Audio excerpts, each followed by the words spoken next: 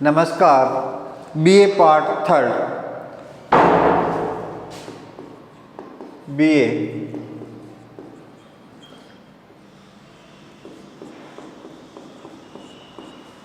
Political science.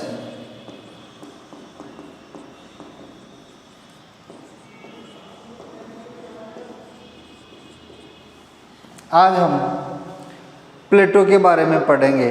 प्लेटो का साम्यवाद चल रहा था।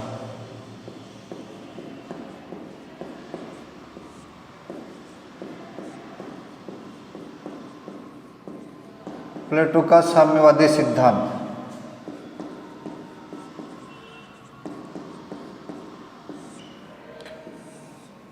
प्लेटो ने अपने साम्यवादी सिद्धांत को दो भागों में वर्गीकृत किया है। पहला पार्ट था इसका संपत्ति का साम्यवाद,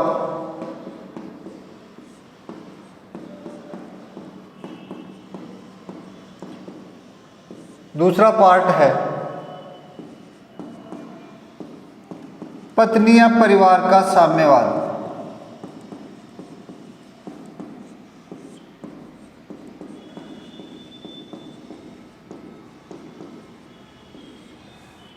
पिछले वीडियो में हमने संपत्ति के साम्यवाद के बारे में पढ़ा था कि जो प्रशासक वर्ग होगा उनके पास कोई निजी संपत्ति नहीं होगी, क्योंकि निजी संपत्ति व्यक्ति को मोह और तृष्णा जैसे विकार व्यक्ति में उत्पन्न करती है, जिसके कारण वो कर्तव्य का निर्वहन नहीं कर पाते। आज हम जो सेकंड पार्ट है पत्नी या परिवार का साम्यवाद, इसके बारे में हम आज के वीडियो में पढ़ेंगे। प्लेटो कहते हैं कि प्लेटो जिस तरह प्रशासक वर्ग को संपत्ति से वंचित करता है, उसी तरह परिवार से भी वंचित रखना चाहते हैं। प्लेटो कहते हैं कि बहुत सी बार परिवार से बढ़कर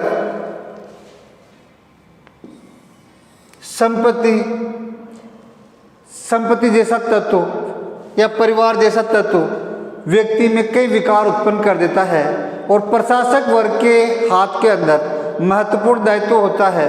वो राज्य का प्रशासन संभालने का कार्य करते हैं। तो ऐसी स्थिति में प्लेटो कहते हैं कि उन्हें मोह तृष्णा और से दूर रखने के लिए पत्नी या परिवार से अलग रखना आवश्यक है। प्लेटो कहते हैं कि प्रशासक वर्ग में चाहे महिला हो या पुरुष हो, उनके कोई निजी मकान या परिवार नहीं होगा।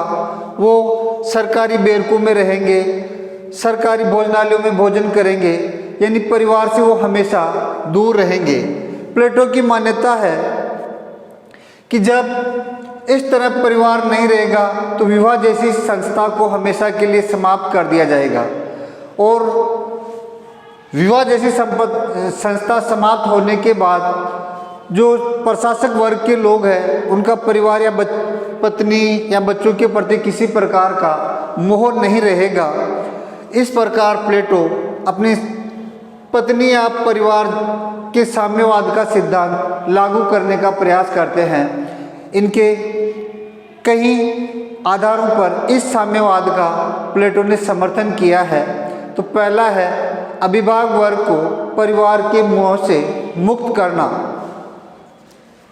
अभिभावक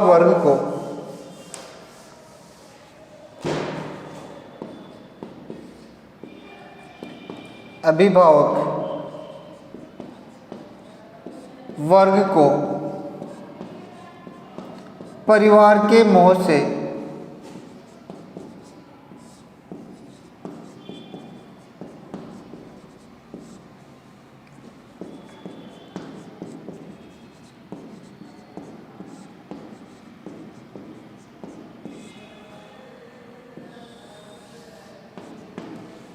प्लेटो कहते हैं कि परिवार व्यक्तियों में संकीर्ण मनोवृत्ति तथा स्वार्थ भावनाएं उत्पन्न करता है।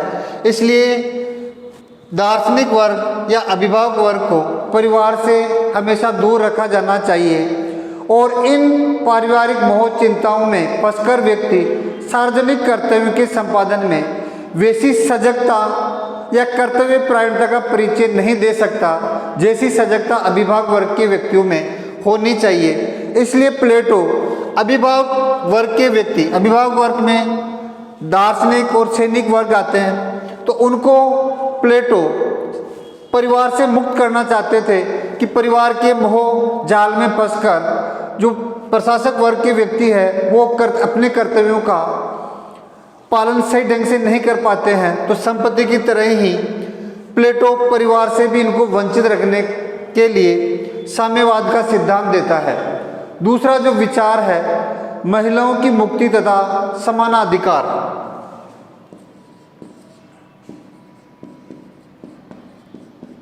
महिलाओं की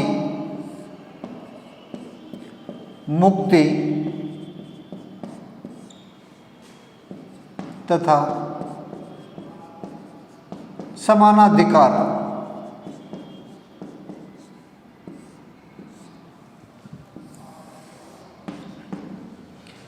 प्लेटो के समय एथेंस के अंदर महिलाओं की स्थिति बहुत दयनीय थी, पर पुरुषों के समान उनको समाज में अधिकार नहीं थे। जो सार्वजनिक जीवन का निर्वाह करते थे वो केवल पुरुष ही करते थे। महिलाएं सार्वजनिक कार्यक्रमों में भाग नहीं ले सकती थी। महिलाओं का मुख्य कार्य ये हुआ करता था कि वो राज्य के लिए अच्छे बच्चों को जन्म दे। इस कारण विवाह एक ऐसी संस्था बन गई कि वो महिलाएं विवाह के माध्यम से, विवाह शादी होने के बाद वो बच्चों को जन्म देने का कार्य करती थी। एक तरह से महिलाओं का एथेंस में कोई सम्मान नहीं था, उन्हें बच्चा पैदा करने वाला उपकरण के समान समझा जाता था। ऐसी स्थिति में महिलाओं को सम्मान देने के लिए प्लेटो ने परिवार के साम्यवाद का सिद्धांत लागू किया था। प्लेटो एक जगह कहते हैं कि परिवार एक ऐसा स्थान है जहां पर मनुष्य की प्रतिभा का हनन होता है तथा पत्नी की मानसिक शक्ति चूल्हे चौके में बर्बाद हो जाती है। तो ऐसी स्थिति से प्लेटो महिलाओं को बचाना चाहते थे, इसलिए उन्होंने परिवार का साम्यवाद सिद्धांत लागू किया था।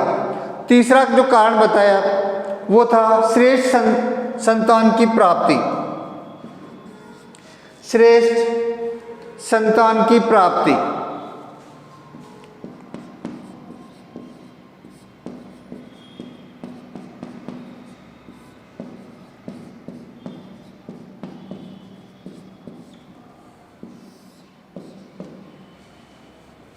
प्लेटो राज्य के लिए आने वाली पीढ़ी को श्रेष्ठ नस्ल के रूप में देखना चाहते थे, इसलिए उन्होंने श्रेष्ठ संतान के लिए जिस तरह जो पशुपालक होते हैं वो अपने श्रेष्ठ नस्ल के पशुओं को प्राप्त करने के लिए जो एक तरह से कृत्रिम गर्भाधान जैसे सिद्धांतों को अपनाकर श्रेष्ठ नस्ल के पशु प्राप्त करना चाहते हैं, उसी तरह प्लेटो भी अपने राज्य में श्रेष्ठ संतान या श्रेष्ठ पीढ़ी प्राप्त करना चाहते थे।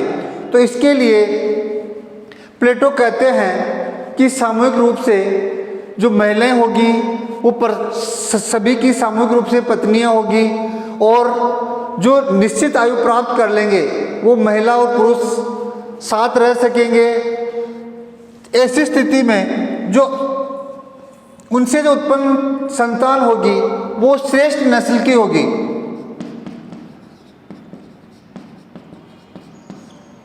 प्लेटो कहते हैं कि जो अभिभावक वर्ग में श्रेष्ठ पुरुष या महिला है उनको एक दूसरे से जोड़कर श्रेष्ठ नस्ल की संतान की प्राप्ति की जा सकती है।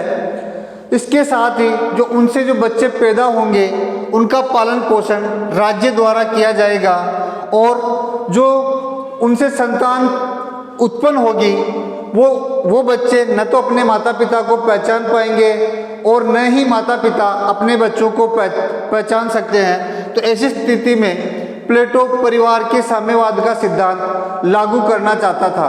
प्लेटो कहते हैं कि श्रेष्ठ नर को श्रेष्ठ मादाओं के साथ जोड़ने से श्रेष्ठ नस्ल की पीढ़ी हमें प्राप्त हो सकती है।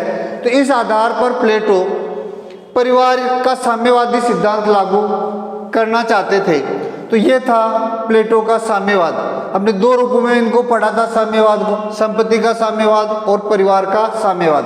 तो प्लेटो कहते हैं कि ये संपत्ति और निजी परिवार व्यक्ति के अंदर कई विकार उत्पन्न कर देते हैं। व्यक्ति मोह और तृष्णा में व्याप्त होकर अपने राज्यों के कर्तव्यों का पालन सही ढंग से नहीं कर पाते हैं। इसलिए प्लेटो ने साम्यवादी सिद्धांत को लागू किया ताकि प्रशासक वर्ग हमेशा निजी संपत्ति और निजी परिवार से दूर रहकर राज्य के कर्तव्यों का सही पालन कर सके। तो ये आज प्लेटो का लेसन समाप्त हो चुका है। इस लेसन में हमने प्लेटो का जीवन परिचय पढ़ा, प्लेटो का न्याय सिद्धांत पढ़ा, प्लेटो का शिक्षा सिद्धांत पढ़ा, प्लेटो के साम्यवादी सिद्धांत के बारे में हमने पढ़ा था। अब हम नेक्स्ट वीडियो में अरस्तु के बारे में पढ़ेंगे। थैंक्स।